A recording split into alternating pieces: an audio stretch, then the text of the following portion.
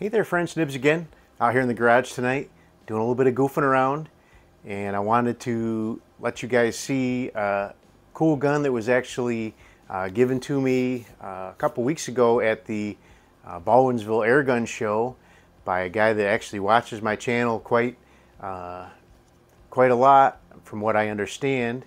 His name's Randy. I won't leave out his last name, but Randy, you know who you are. He actually gave me several guns to take a look at for him, and this one here is really pretty cool. I didn't even know they existed until he showed me this one, but I did some research on it and they're really pretty cool. What we have here is a FB Record, and the model of this one is called the Jumbo. So there you go. That is, I don't know if you can see that record there, but these were made in West Germany. These were made, from what I can tell online, between 1984 and about 1997. If we know our history right, that we know that if it was made in West Germany, it would have been made before 1989. So after that, they would have hopefully switched over and just called it Germany. So this one is probably an older version then.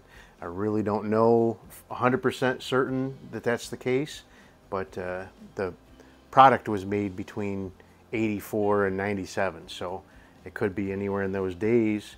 But I'm guessing that all the other guns that I've seen that were made in that time frame, once the reunification of Germany happened, they dropped the West and just started saying it was made in Germany. So but this one, I already repaired this one.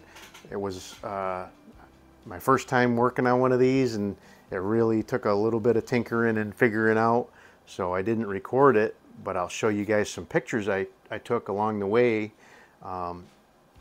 So the way you take this apart is, the way that thing works is you actually lift up this back handle, and then this will cock, and that'll cock the spring.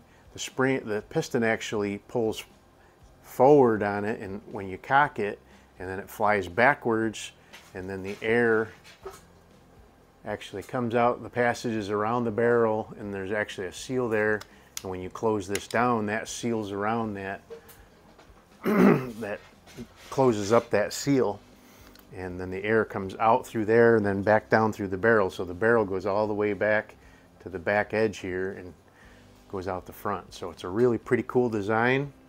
The compression chamber on it is an oval. It's really pretty odd.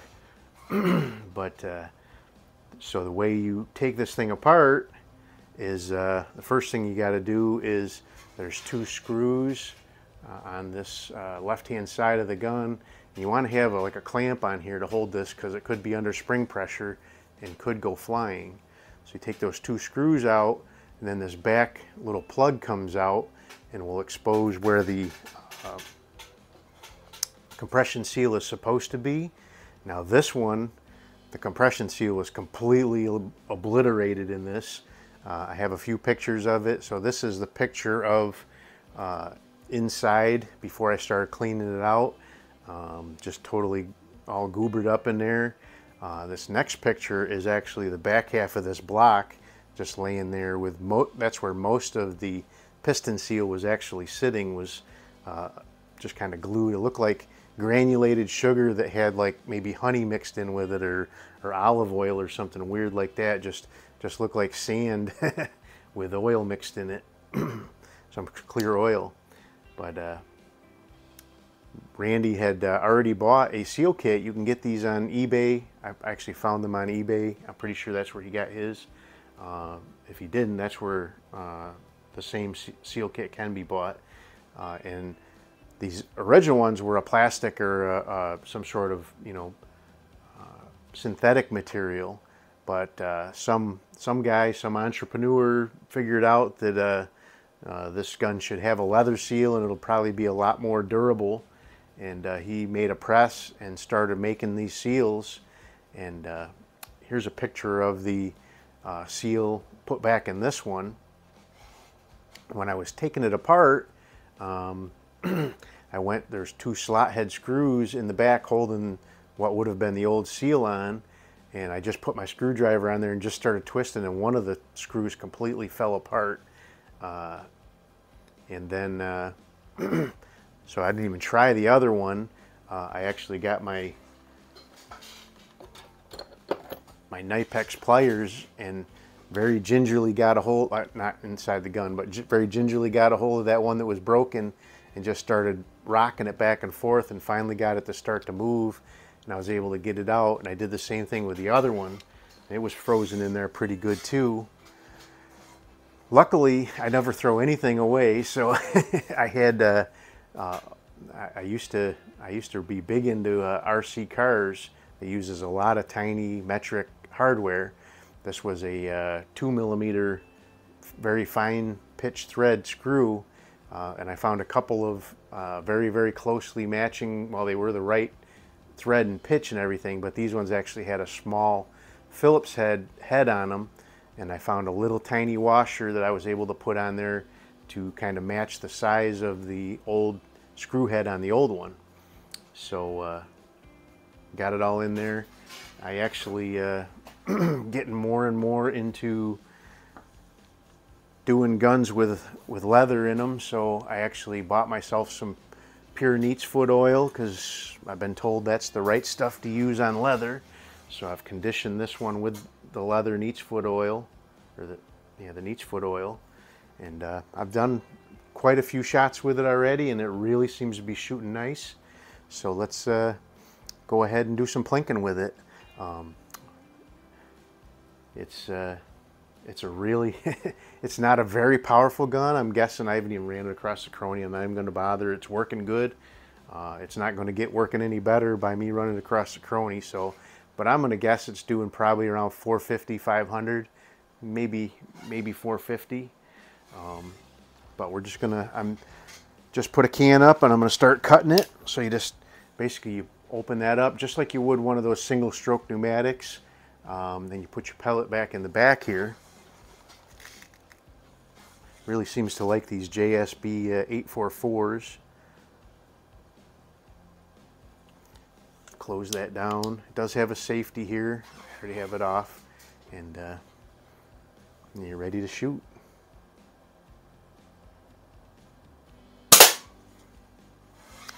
Looks like it hit a little high, but that's okay. I'll let Randy zero it into his taste once he gets it back. I just thought it would be fun to show you guys, and something that I've never seen before.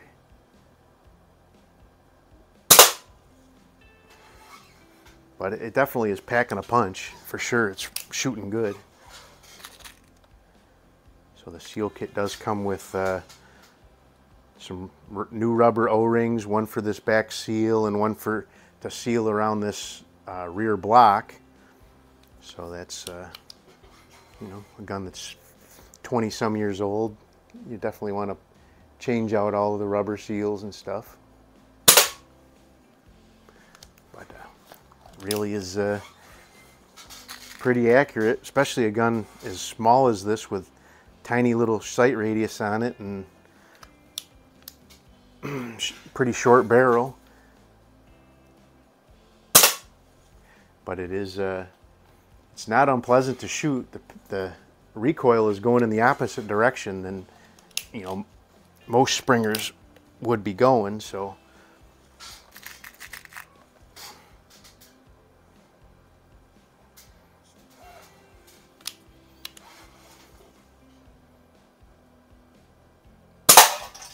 ooh, that was a good one.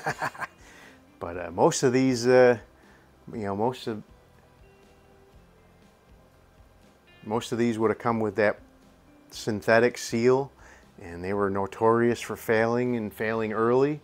So I think that leather seal is a really great, seems to be, you know, really good. If I'm sure Randy, he really is a air gun nerd like me, and I'm sure he'll know how to take care of it well. And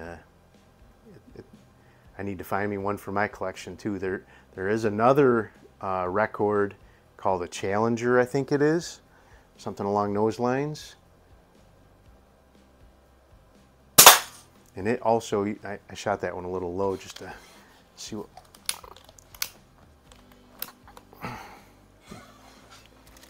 just to see how it was.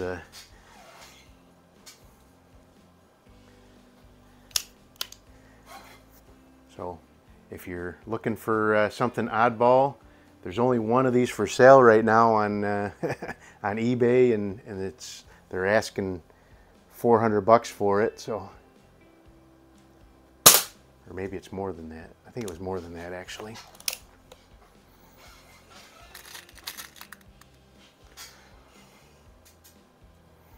But I do like my oddball air guns, so this is definitely right up that alley.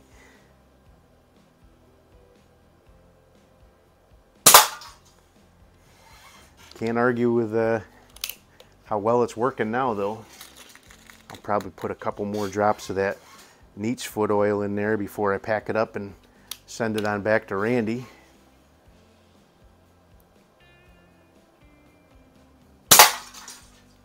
I need to have a conversation with him. Does he want me to send a few back at a time? I actually have 4 different guns here that belong to him that he wanted me to take a look at for him.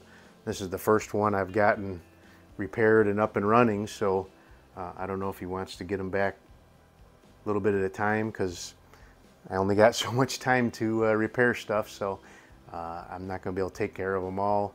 Might be a month or 2 before I get to all of them, but can have some fun with this one until then. Doing a good number on that can already, for sure.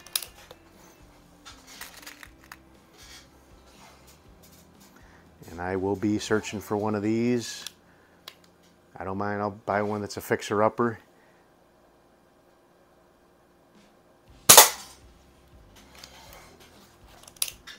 Now that I know it, how easy it is to fix, really wasn't a bad really wasn't a bad teardown.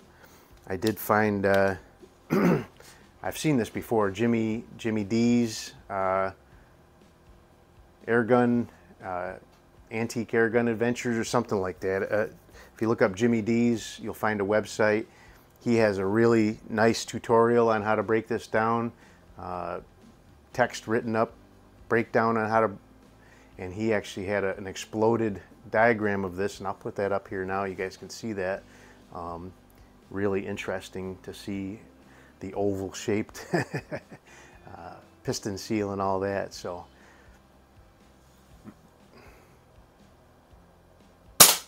oop, I missed that one. Maybe it went through the, once you get to the point, some certain point with the cutting a can, sometimes your pellets would have hit the can if there was still can there to hit. There we go. All right, well, I'm gonna wrap it up for now, but I may do another video or 2 on this guy, maybe put head to head with a couple of my cool old Springers. I've got this one up here that is always fun to play around with, and I've got some good pellets for this now. This thing is a really old Webley, and the old Webley pellets, the old English 22 pellets, were bigger than modern day 22 pellets. And I finally actually was given this pack of these English manufactured Marksman pellets, and these are just the right size. They fit nice and snug in the barrel of that Webley. So I've been playing with those. I don't want to use those up. Those are very expensive to get here in the States. But a normal 22 pellet will fall halfway through the barrel on that Webley. So but anyway, there you go. That is the FB Record Jumbo, and it's funny that they call the smaller of the 2 pistols the Jumbo, and then the other one I think is a Challenger or something like that, or Champion, but pretty cool. Thanks, Randy, for letting me take care of this for you. Hope you guys liked the video. Till next time, have a great day.